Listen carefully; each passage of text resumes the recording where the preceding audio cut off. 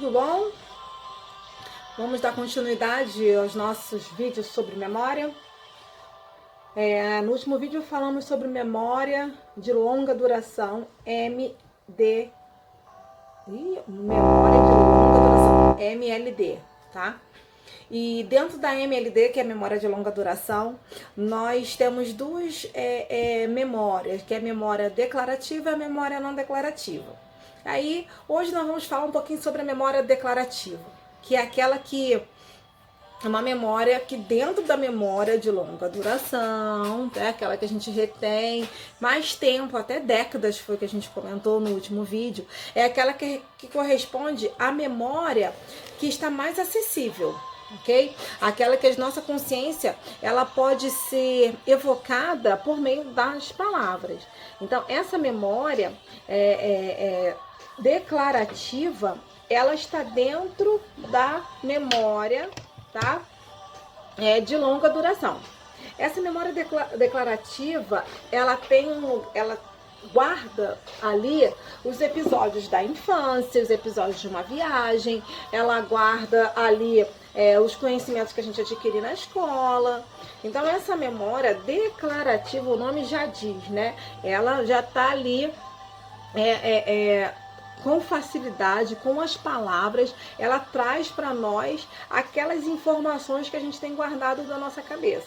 Quando a gente fala em evocar, é quando a gente busca, a gente puxa da memória, no popular, né? Não vamos puxar da memória, então o puxar, o evocar é a mesma coisa, tá? Mas ela também pode ser dividida, a memória declarativa, em mais duas memórias, que é a memória episódica, tá? E a memória semântica. A memória episódica, o nome já diz, ela grava alguns episódios, tá? Ela se refere em algumas situações que foi passado em dado momento da nossa vida, ela traz essa informação. A memória semântica, ela está mais dentro do cunho do conhecimento, tá? Uma regra de idiomas, o que é biologia, como formar, né, um grupo de alunos, conhecimento, tá? Totalmente voltado ao conhecimento. O nome praticamente já diz, né? Semântico, né? É uma questão do conhecimento. Por exemplo, essas duas memórias, elas estão dentro da memória declarativa, que é aquela memória que nos traz as informações mais acessíveis por meio de palavras. Então, dentro da memória declarativa, nós temos a memória episódica e a memória semântica, tá? Essas memórias, elas estão subdivididas dentro da memória declarativa, porque o cérebro, ele também traz essas informações nas áreas diferentes, áreas cerebrais diferentes. Por isso que a gente subdivide, mais uma vez, essa memória declarativa, ok? Então, como eu posso saber qual é a memória declarativa, episódica e a semântica? Por exemplo, em sua infância, por mais que você já esteja lá com seus 45 anos, você lembra da sua infância, lembra como que você brincava com seus colegas. Talvez você não vai lembrar dos pequenos pormenores, pequenos detalhes, tá? Mas você lembra. Você lembra da casa onde você morava, você lembra dos brinquedos que você brincava, você lembra das músicas que você cantava, muitas coisas você grava. E a questão da memória semântica, como que você traz essa questão da memória semântica também na sua cabecinha? Por exemplo, a matéria que você estudou no primeiro período da faculdade, que você lembra do professor, como o professor passava aquele conteúdo, você gravou aquela regrinha que o professor passou para você de uma forma diferente, o conteúdo que ele tem uma obrigatoriedade de ser gradativo, né? Eu comecei a aprender isso, agora eu vou aprender aquilo, depois eu vou aprender aquilo outro. Essa memória, ela traz esse aprendizado. A gente fala assim, eu tive uma dificuldade, eu tenho um cliente que ele fala isso, que ele teve uma dificuldade muito grande num conteúdo matemático, ele não obteve o tal conteúdo, e agora no ensino médio ele está tendo dificuldade na matemática, que é uma matéria que ele gosta muito.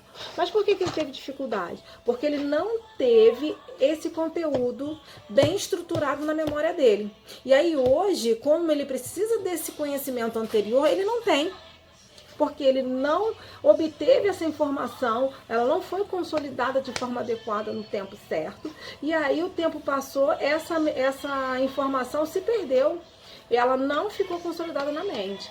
Tá? Então é importante a gente entender um pouquinho da nossa cabeça para que a gente possa entender a importância, né? Eu digo que estudar logo após chegou da escola, sentar e estudar o conteúdo antes de dormir, antes de fazer qualquer coisa. Por que eu digo isso?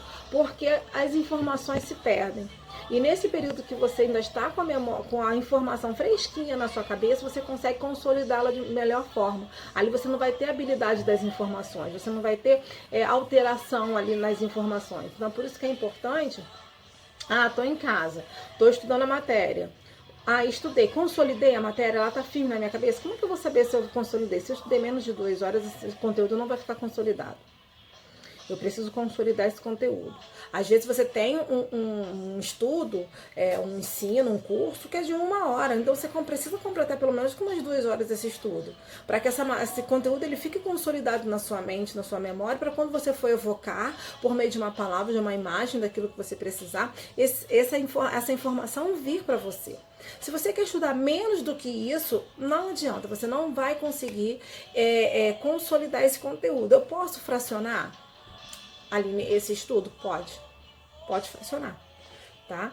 Porém, é importante que ao longo desse dia, antes que você durma, você estude no mínimo 3 horas por dia, tá? Para que você possa realmente obter esse conhecimento, tá? Então essa é mais uma dica aí, e mais algumas informações sobre as questões da memória. Falamos sobre a memória declarativa, sobre as duas memórias que nós temos dentro da memória declarativa, que é a episódica e a semântica. E no próximo vídeo a gente vai falar também um pouquinho sobre a memória não declarativa, tá bom? Um beijo, entre em contato comigo, caso vocês precisem de uma psicopedagoga, a gente está aí para auxiliar vocês. Nas redes sociais eu estou aí.